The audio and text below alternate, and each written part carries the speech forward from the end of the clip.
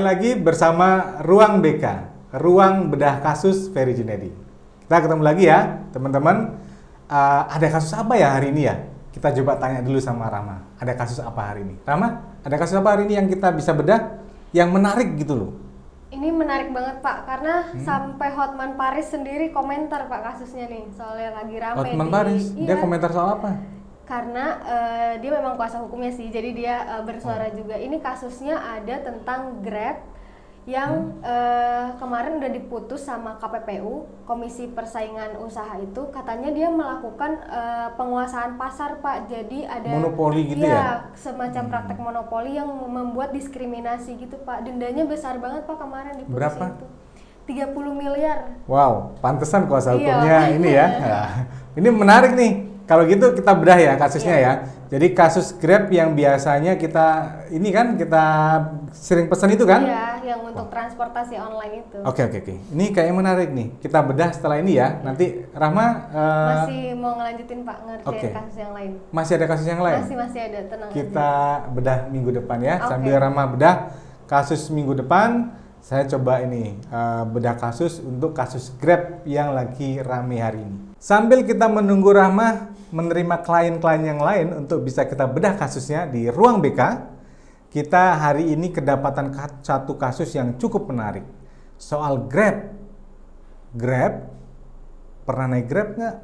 Iya, Grab transportasi umum yang biasa kita gunakan. Jadi biasanya kan kalau nggak pakai Grab motor, Grab mobil ya. Nah, kebetulan kalau setiap naik Grab atau transportasi model taksi dan sebagainya, saya sering ngobrol dengan drivernya. Jadi selain supaya mereka nggak ngantuk, tapi juga biasanya kita sharing, bertukar informasi dengan mereka. Dan cukup menarik loh, kalau melihat latar belakang mereka, kadang-kadang, oh iya Pak, bisnis saya tutup, bangkrut, makanya saya naik Grab. Tapi kan mereka punya pengalaman yang luar biasa, banyak. Nah, salah satu informasi yang selama ini sebelum ada putusan Komisi Pengawas Persaingan Usaha atau KPPU tentang Grab, saya sering dapat informasi paling tidak berdiskusi ya dengan driver Grab. Mereka bercerita bahwa mereka punya prestasi baik di dalam mengemudi mobil mereka. Dapat bintang bagus, terus kemudian mereka jarang dapat komplain, cancelan, terus kemudian ramah dan sebagainya. Karena prestasi itu, mereka cukup bangga dengan prestasi itu, sehingga mereka menginformasikan karena prestasi itulah mereka mendapatkan fasilitas baik dari Grab. Apa bentuk fasilitasnya? Salah satunya adalah bahasa mereka adalah kalau mereka cukup baik di dalam mengemudi, biasa mereka dapat fasilitas untuk kredit mobil di Grab. Gimana caranya? Biasanya sih mereka bayar 5 juta sebagai DP, terus kemudian nanti dalam sekian tahun mereka akan melunasi itu dengan cara membayar. Jadi per hari, jadi satu hari misalnya setoran sampai 200.000 begitu. Nah nanti satu minggu mereka akan diakumulasi, itu dianggap sebagai cicilan dalam satu bulan. Nah itu informasi umum yang biasanya saya terima dari teman-teman driver Grab ketika mereka mengemudikan.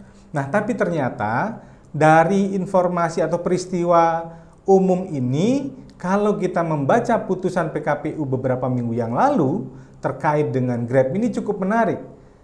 Jadi ternyata tanggal 2 Juli yang lalu, Komisi Pengawas Persaingan Usaha membuat satu putusan, yaitu tentang Grab.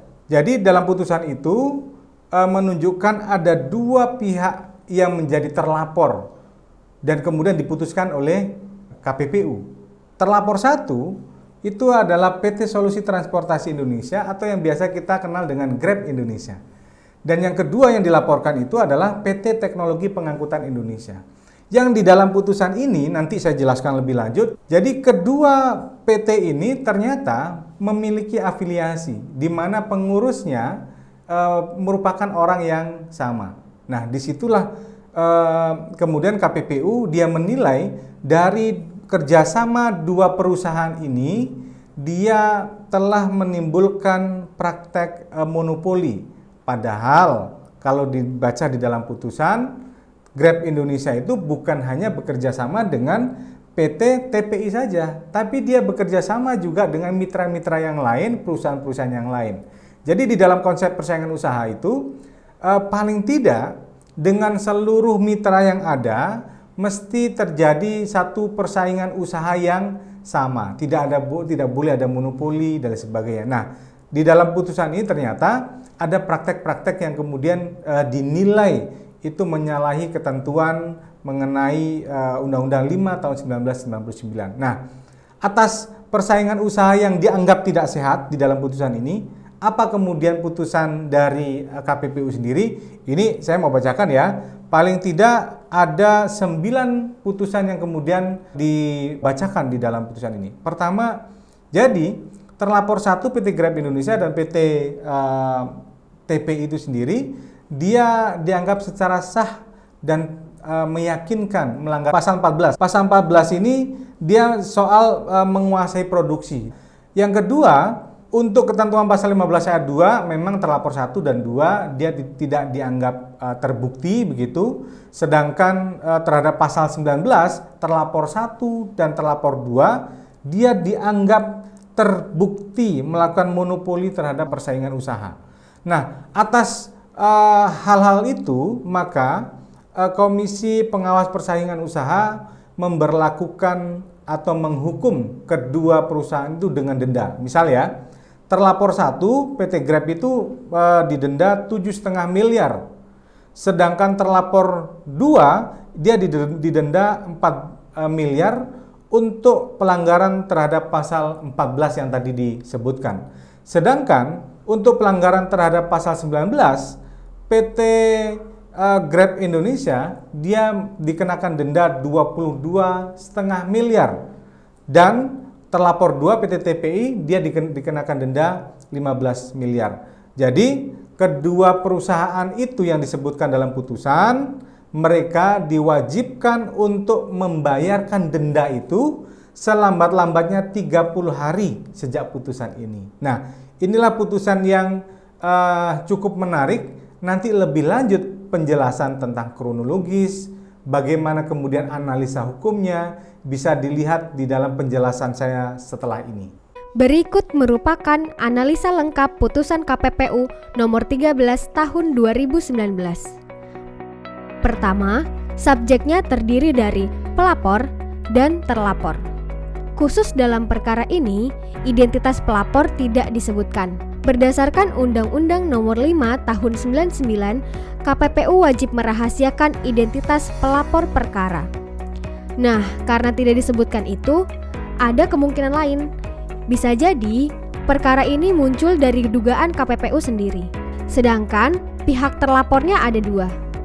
Terlapor 1 adalah PT Solusi Transportasi Indonesia atau yang kita kenal dengan Grab, sebuah perusahaan penyedia aplikasi mobile untuk transportasi online yang menghubungkan langsung para pengemudi atau drivernya dengan para penumpang. Seperti yang kalian ketahui, dalam melakukan bisnisnya, Grab memiliki mitra-mitra kerja. Ada mitra individu dan juga mitra angkutan sewa khusus. Jenis ini biasanya berbentuk badan hukum. Nah, untuk saat ini, Grab memiliki 6 mitra angkutan sewa khusus. Salah satunya ialah PT Teknologi Pengangkutan Indonesia atau TPI. Singkat cerita, Grab selaku terlapor 1 memiliki perjanjian dengan TPI yang ternyata isinya memberikan hak istimewa pada TPI. Hal ini menimbulkan diskriminasi kepada mitra kerja Grab lainnya. Itu kemudian menyebabkan TPI menjadi terlapor 2. Usut punya usut ternyata Grab dan TPI memiliki hubungan terselubung. Kedua perusahaan ini merupakan perusahaan afiliasi yang bahkan secara tidak langsung dikendalikan oleh pihak yang sama. Hal ini terbukti dari pemegang saham terbanyak Grab dan TPI adalah pihak yang sama. Lebih dari 6 miliar lembar saham Grab Indonesia merupakan milik Grab Incorporation.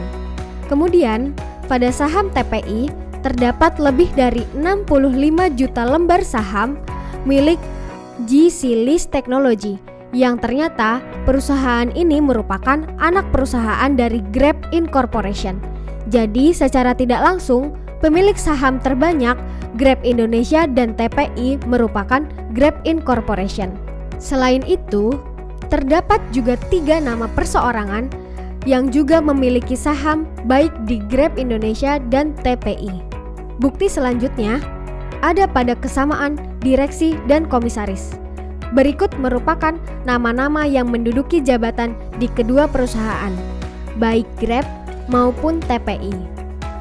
Bukti terakhir yakni adanya perjanjian tertanggal 5 Juni 2017 antara Grab dan TPI ditandatangani oleh pihak yang sama, yakni Stefanus selaku direktur di kedua perusahaan. Berdasarkan hubungan tersebutlah perkara ini muncul. Sebagaimana perkara biasanya, dalam perkara ini juga terdapat objek perkara. Yang membedakan dalam perkara persaingan usaha adalah objeknya menyangkut pasar bersangkutan. Sebagaimana pasal 1 angka 10 Undang-Undang Nomor 5 Tahun 99, pasar bersangkutan terbagi menjadi 2, yakni pasar produk yang ditentukan dari layanan produk yang secara fungsi dan kegunaan sangat bersangkutan dengan kedua terlapor. Dan yang kedua, ada pasar geografis. Yang ini ditentukan dari jangkauan wilayah para terlapor melakukan usahanya. Berdasarkan hal tersebut, pasar produk dalam perkara ini adalah aplikasi mobile Grab. Sedangkan pasar geografisnya ialah wilayah Jabodetabek, Makassar, Medan, dan Surabaya.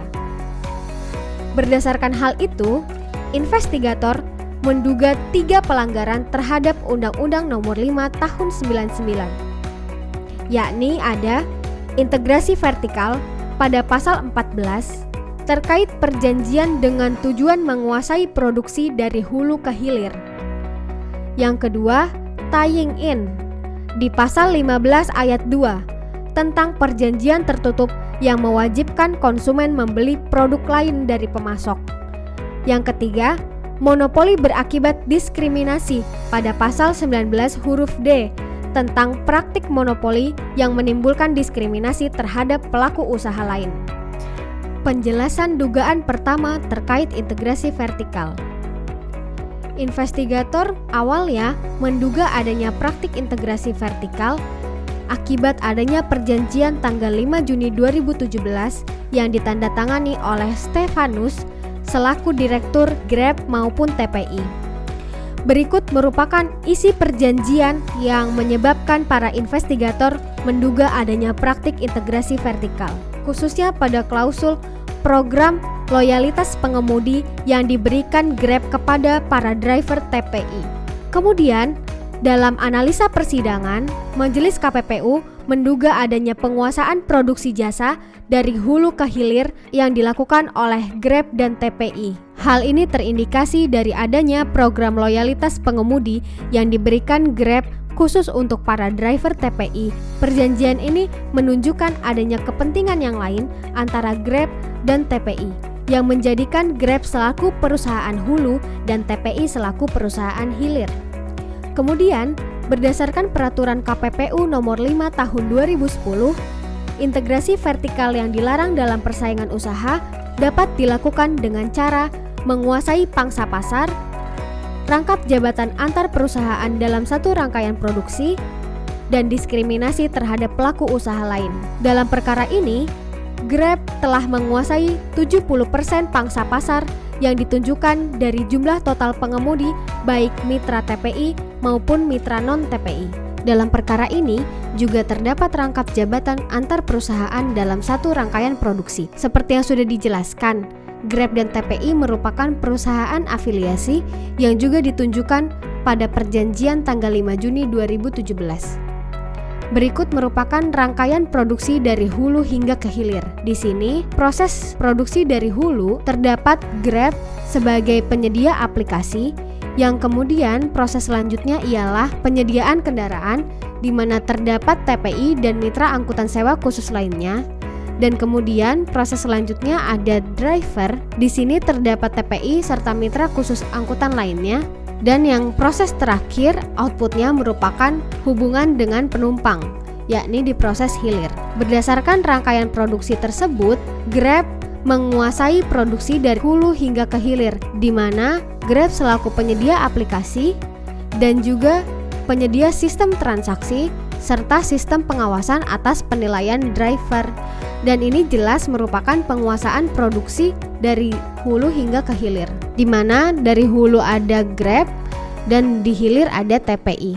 Kemudian terdapat juga diskriminasi atas pelaku usaha lain, di mana perjanjian terkait program loyalitas pengemudi yang diberikan Grab khusus untuk driver TPI menimbulkan direct anti-competitive effect, di mana perjanjian ini mencegah pesaing TPI lainnya untuk ikut dalam persaingan usaha. Maka ini menimbulkan turunnya persentase jumlah mitra Grab yang lainnya, serta mitra lain juga kesulitan untuk mendapatkan driver. Mengapa demikian? Sebab para driver lebih tertarik untuk bergabung dengan TPI yang memiliki peluang insentif lebih besar. Berdasarkan hal tersebut, Majelis KPPU mendapatkan kesimpulan bahwa Grab dan TPI telah memenuhi seluruh unsur pasal 14 Undang-Undang Nomor 5 Tahun 99. Analisa dugaan kedua ialah tying in. Investigator menduga adanya 3 perjanjian yang merupakan praktik tying in atau perjanjian tertutup. Perjanjian pertama, perjanjian TPI dengan calon driver. Perjanjian kedua, perjanjian TPI dengan Grab. 2 perjanjian ini berisikan driver TPI hanya akan menggunakan aplikasi Grab untuk beroperasi. Dan klausul ini tidak ditemukan dalam perjanjian antara mitra Grab lainnya dengan para drivernya. Kemudian, perjanjian ketiga, perjanjian Grab dengan para driver di bawah naungan TPI, yang mana salah satu substansinya adalah program loyalitas yang diberikan Grab khusus pada driver TPI. Selama persidangan, Majelis KPPU mengemukakan konsep tying in, di mana menurut majelis, tying in dalam perkara ini dapat diduga dari adanya perjanjian penyewaan kendaraan yang dibuat oleh TPI dan drivernya dengan program loyalitas yang diberikan Grab kepada driver TPI. Program loyalitas tersebut memberikan hak kepada para driver TPI untuk memperoleh insentif atau bonus khusus yang hanya dapat digunakan untuk membeli 1 unit mobil TPI jika sudah menjadi mitra eksklusif selama 5 tahun. Selama persidangan, Majelis KPPU tidak sependapat dengan konsep tying in yang diduga oleh para investigator, karena majelis menilai yang menjadi tying produk adalah aplikasi Grab milik terlapor 1, dan tied produknya adalah unit kendaraan milik TPI yang dijanjikan akan menjadi milik para driver atas reward program loyalitas. Terdapat upaya paksa yang dilakukan oleh Grab dan TPI melalui program-program tersebut, yakni program Gold milik TPI dan juga program loyalitas milik Grab yang ditawarkan kepada mitra driver TPI, yang pada pokoknya mengharuskan mitra driver TPI membeli kendaraan dari TPI setelah 5 tahun menjadi mitra eksklusif. Padahal, jika ditelaah, hal itu adalah insentif atau bonus khusus yang merupakan hak dari para driver TPI. Namun, para driver tidak memiliki pilihan lain selain untuk membeli unit mobil milik TPI. Maka, menurut majelis, yang menjadi unsur tying in atau praktik perjanjian tertutup tidak terpenuhi. Beranjak ke analisa selanjutnya, analisa dugaan ketiga. Investigator menduga terdapat 6 praktik diskriminasi yang dilakukan oleh Grab dan TPI. Pertama, adanya sistem perhitungan insentif yang berbeda antara mitra TPI dengan mitra Grab yang lainnya. Yang kedua, Grab memberikan jam operasional untuk mencapai insentif yang berbeda antara mitra TPI dengan mitra Grab yang lainnya. Ketiga, Grab dan TPI khusus membuat perjanjian yang di dalamnya memuat program loyalitas. Keempat, Grab dan TPI membuat promosi produk melalui konten video. Yang kelima, Grab dan TPI membuat program order prioritas. Yang keenam, kebijakan open suspend yang berbeda antara mitra TPI dengan mitra Grab yang lainnya. Berdasarkan dugaan tersebut, Majelis KPPU melakukan analisa dengan pendekatan rule of reason, di mana majelis melihat sejauh mana akibat dari tindakan tersebut merupakan praktik monopoli dan atau mengakibatkan persaingan usaha tidak sehat. Nah, yang harus dipastikan adalah pelaku usaha benar-benar menguasai pangsa pasar. Dan hal ini terbukti di mana dalam analisa integrasi vertikal, Grab telah menguasai 70% pangsa pasar transportasi online. Kemudian, bukti lain adalah adanya perjanjian yang dibuat oleh Grab dan TPI tanggal 5 Juni 2017 yang pada akhirnya perjanjian-perjanjian ini bertujuan untuk membatasi pelaku usaha pesaing lainnya untuk masuk ke dalam pasar yang sama.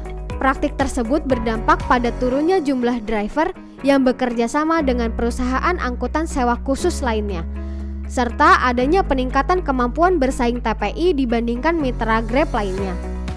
Hal ini ditunjukkan TPI telah membeli unit baru saat Grab melakukan moratorium atau penghentian penerimaan sementara pendaftaran mitra Grab. Detailnya adalah sebagai berikut. Atas analisa tersebut didapatkan kesimpulan bahwa memang benar adanya beberapa kegiatan praktik diskriminasi yang dilakukan oleh Grab dan TPI. Dalam putusannya, Majelis KPPU juga mempertimbangkan konsiderasi lainnya. Berikut terdapat 6 fakta lain yang muncul selama persidangan. Dalam putusannya ini, Majelis KPPU memberikan rekomendasi kepada 2 kementerian, yakni kepada Kementerian Perhubungan. Selanjutnya, Majelis memberikan rekomendasi kepada Kementerian Koperasi dan UMKM. Selain itu, majelis juga mempertimbangkan alasan-alasan lainnya. Berikut merupakan alasan yang memberatkan pertimbangan majelis. Berikut merupakan alasan yang meringankan majelis dalam mempertimbangkan putusannya.